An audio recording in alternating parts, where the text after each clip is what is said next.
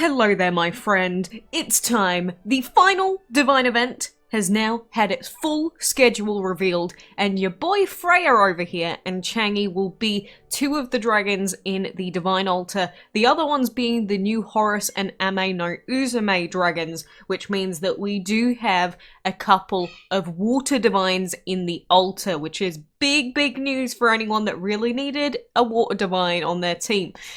But I'm going to be going through this entire timeline and the milestones thing that they posted about, because here it is here that lists all of the Divine Altar dragons from Chapter 1 and from Chapter 2. So in Chapter 1 we've got Horus, which is the Divine Wind and Shadow dragon, and we've got CHANG'E, who is a Divine Shadow and Energy dragon. So from Chapter 1, they're pretty bad. But we also have the Ame-no-uzume dragon and Freyr in Chapter 2 from the 22nd of August, and that is a Divine Water and Earth and a Divine Water and Light.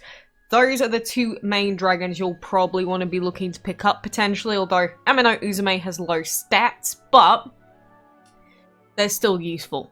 Definitely more useful than, say, Horus. Horus is not very good. But anyway, we will go from start to finish. So starting the 8th of August at 12 PM GMT and running through to the 5th of September, the Ultimate Party will be the last Divine event that we will have. While we will of course see the Divine Dragons one way or another in the future, this will be the last time we have an event dedicated to them and their adventures. However, the new Horus and Ame-no-uzume will be making a visit, who will both be available in the Divine Altar.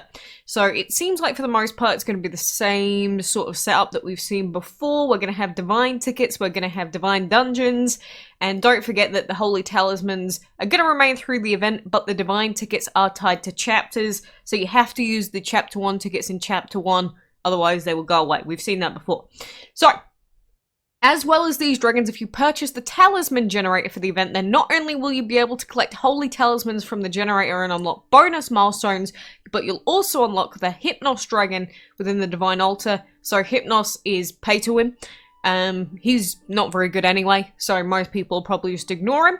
And then as before, Divine chests will earn you holy talismans, but also other valuable rewards, including dragon parts. So in Chapter 1 we've got Steel Ember, Mal, and Elkhound. Chapter 2 we've got Shade Brute, Hippo, and Changeling. So we've seen those before. Collection event. Hatching and placing the following dragons into habitats between the event will unlock the Chrono-Isis dragon. So Chrono-Isis is the major reward dragon from this event. So to get Chrono-Isis, you'll need Horus, Ame-no-uzume, the Ancient Emissary dragon from the first castle event, and the Shuten Doji dragon from the second castle event. So we do have two castle events coming. We are going to have dragons in the particular castle events, and you need to get those to get Chrono-Isis. So, then we've got the castle events, as we've mentioned yesterday and a few times now. The story of the Ultimate Party will be discovered, blah blah blah blah blah, but they have changed them back to the same as earlier Divine events. This means that keys within the castle event chests are once again returned to a scaling percentage chance instead of the baseline percentage in the last event, while the costs of moving around the map have also been reset to previous standards. So if you could do castle events, say 5 months ago, great, you're probably going to be able to do this one because they've changed it back to how it was. And then Castle Event Chapter 1 is on the 12th to the 19th. That's going to have Ancient Emissary with parts of Chrono Erlang Shen. So it does look like Chrono Erlang Shen is the Pieces dragon from the Castle Event, so you'll have to play that for him. And then the second Castle Event we've got is the 26th of August to the 2nd of September, which will have the Shuten Doji, and will also have parts of the Anubis dragon. So, Anubis, again, you could use him, but I don't really recommend it, not when we've got other options. So the castle events, for the most part, they're not interesting to me, but you do have to get Emissary and Shuten Doji for Chrono-Isis, so that's something to be aware of. And then each castle event will also include the new extended event feature, and you can get a badge from it, which is not that interesting, to be honest. And then we are going to have other events as usual. So we're going to have Cake Craze on the 8th of August that has Porcelain and Divine tickets. We're going to have a solo event on the 22nd, which is going to have Priestess and Divine tickets. Then we're going to have a Breeding Blitz on the 29th with the Frost Fairy dragon available, but you'll need to breed together the Boxer and Priestess dragons. so that might be a bit of a struggle. And then we've got divine dungeons. As always, each week will be a divine dungeon, so it's really important that you get your divine dungeon team ready now, because if you get them ready now, then you will be able to actually grind for the entire 4 weeks of the event, get your hands on all of the altar dragons, or as many of them as you can. At the very least, probably Ame-no-uzume and Freyr, because we need those for the collection. But getting a good dungeon team now is incredibly important. Then we're gonna have the milestones as well. So we have these for everyone. So the shrine will also be available, which will unlock an extra tier of rewards. Then we've got the free-to-play side, and we've got the shrine bonus, so the pay-to-win side. There is going to be a breeding token for the Don Dragon, which hasn't returned that many times, Warthog, and Fairy breeding tokens. Then there's also Sovereign at 5,200. But for the most part, this seems pretty standard. We're going to have a Sacred Apple, free to play at 2,200 talismans spent. And then, is there another one? I can't see the other one anywhere else, but I guess we will potentially get that. Either way, those are the milestones as well, but that is the full schedule for this upcoming Divine event. So what is the main thing to note about all of this? It's mainly dungeon, because, yeah, we're going to have to play the castle events as well, which means that you really need to be free for those 2 weeks, or at the very least be able to log in for every single reset. But the other thing about castle events is that you also need to have a lot of unique elements on your team. So, for instance, I've got quite a few dragons at around about the same level now with quite a lot of elements, but I am still missing Wind, Plant, Shadow, and Primal. And so if the castle event has main element plant, for example, I'm probably going to struggle. And that's why having as many unique elements as possible is really, really important for castle events in particular. It's also useful for a couple of other events, but castle events are the main one, because like we've got different levels of the castle event, and maybe the final level is primarily plant. Maybe the one before that is primarily shadow, in which case I'm going to have a bit of a struggle.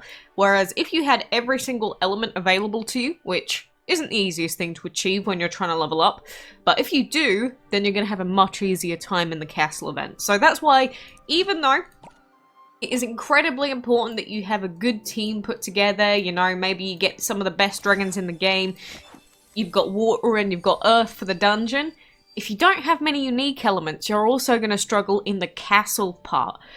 So it's a very tough balancing act, and sometimes you might take a slightly worse dungeon team to have more success in the castle events, and that's typically what I would do. Although, you know, if you can just grind out the dungeon repeatedly with a really good team, then you can get your hands on like 4 divines instead of just 2.